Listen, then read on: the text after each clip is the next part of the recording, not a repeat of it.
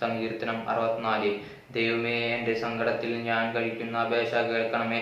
ശത്രുഭയത്തിൽ നിന്ന് എൻ്റെ ജീവനെ പാലിക്കണമേ. ദുഷ്കർമ്മികളുടെ ഗൂഢാലോചനയിലും നീതികേട് പ്രവർത്തിക്കുന്നവരുടെ കലഹത്തിലും ഞാൻ ഭയപ്പെടവണ്ണം എന്നെ മറച്ചു കൊള്ളണമേ. അവർ തങ്ങളുടെ നാവിനെ വാൾ പോലെ മൂർച്ചയാക്കുന്നു. നിഷ്കളങ്കനെ ഒളിച്ചിരുന്ന് എയ്യേണ്ടതിന് അവർ കൈപ്പുള്ള വാക്കായ അസ്ത്രം തൊടുകയും ശങ്കിക്കാതെ പെട്ടെന്ന് അവയെ എയ്ത്തുകളയുകയും ചെയ്യുന്നു. ദുഷ്കാര്യത്തിൽ അവർ തങ്ങളെ തന്നെ ഉറപ്പിക്കുന്നു. ഒളിച്ച കെണി വയ്ക്കുവാൻ തമ്മിൽ പറഞ്ഞതൊക്കെയാകുന്നു. നമ്മെ ആർ കാണുമെന്ന് അവർ പറയുന്നു. അവൻ ദ്രോഹ സൂത്രങ്ങളെ കണ്ടുപിടിക്കുന്നു. നമുക്കൊരു സൂക്ഷ്മസൂത്രം സാധിച്ചുപോയി എന്ന് പറയുന്നു. ഓരോരുത്തൻ്റെ അന്തരംഗവും ഹൃദയവും അബോധം തന്നെ. എന്നാൽ ദൈവം അവരെ എയ്യും അമ്പുകൊണ്ട് അവർ പെട്ടെന്ന് മുറിവേൽക്കും. അങ്ങനെ സ്വന്തം നാവ് അവർക്ക് വിരോധമായിരിക്കയാൽ അവർ ഇടറി വീഴുവാൻ ഇടയാകും. അവരെ കാണുന്നവരൊക്കെയും തല കുലുക്കുന്നു.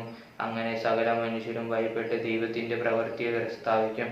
അവൻ്റെ പ്രവൃത്തിയെ ആർ ചിന്തിക്കും? നീതിമാൻ യഹോവയിൽ ആനന്ദിച്ച് അവനെ ശരണമാക്കും. ഹൃദയപരമാർത്ഥികൾ എല്ലാവരും പുകഴും. ആമേൻ.